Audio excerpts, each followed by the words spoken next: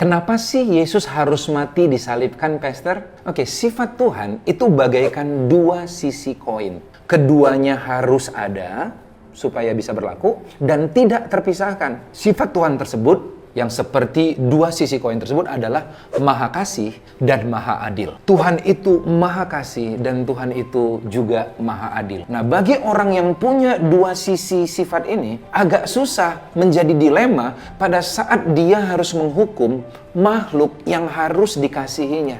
Menurut adilnya, dia harus menghukum seseorang. Tetapi menurut kasihnya, dia mau mengampuni seseorang. Nah, bagaimanakah bisa melakukannya? Saya katakan, saliblah jawabannya. Disalib, keadilan dan kasih Tuhan bertemu.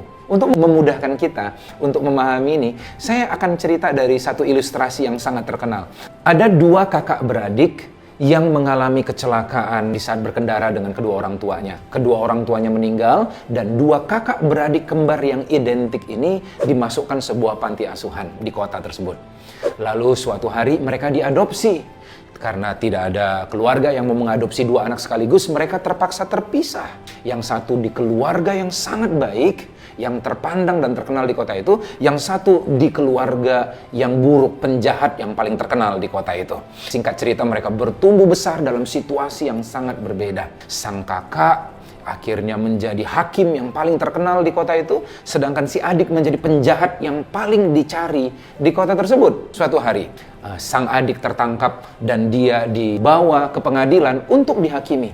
Karena kasus itu kasus berat, maka sang kakak yang hakim paling terkenal di kota itu yang harus menghakimi. Waktu kakaknya masuk ke dalam ruang persidangan untuk menghakimi, semua berdiri hormat, termasuk sang terdakwa yang adalah adiknya sendiri. Begitu dia di kursi hakim, dia melihat adik yang begitu mirip dengan dia, tetapi dalam keadaan nyaris mati karena dituntut oleh hukuman mati. Dia nggak bisa bilang apa-apa. Di satu sisi, dia ingin cepat-cepat memutuskan vonis bebas karena kasihnya. Tetapi di sisi lain, dia memakai jubah hakim. Dia harus adil. Orang ini telah banyak buat salah dan harus dihukum sesuai dengan tuntutan.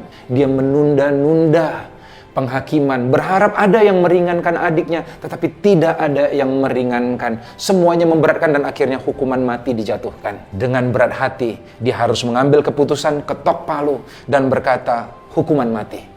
Waktu adiknya dimasukkan penjara untuk besok pagi-paginya akan dieksekusi mati. Malam-malamnya sang kakak datang, menghampiri adiknya, masuk ke dalam sel adiknya, dan mereka bertangis-tangisan di situ. Mereka minta waktu pribadi. Dan setelah mereka bertangis-tangisan di situ, sang kakaknya meminta adiknya bertukaran pakaian dengan dia. Sehingga sang adik akhirnya memakai jubah atau pakaian seorang yang bebas, pakaian orang terhormat, dan kakaknya memakai pakaian terdakwa. Adiknya menyadari, kalau begitu nanti kakak yang akan dihukum dong. Lalu dia katakan, aku telah melakukan segala yang baik selama di bumi, aku telah memperoleh nama baik, tetapi engkau belum pernah punya kesempatan untuk memperbaiki hidupmu. Keluar dari tempat ini engkau akan punya nama baru, hidup yang baru. Tetapi jangan lagi ulangin yang dulu, karena akibatnya bisa lebih buruk daripada keadaan sekarang. Dan adiknya berjanji untuk memenuhi permintaan kakaknya. Dia keluar dari sel itu sebagai orang bebas, dan kakaknya akhirnya pagi hari dieksekusi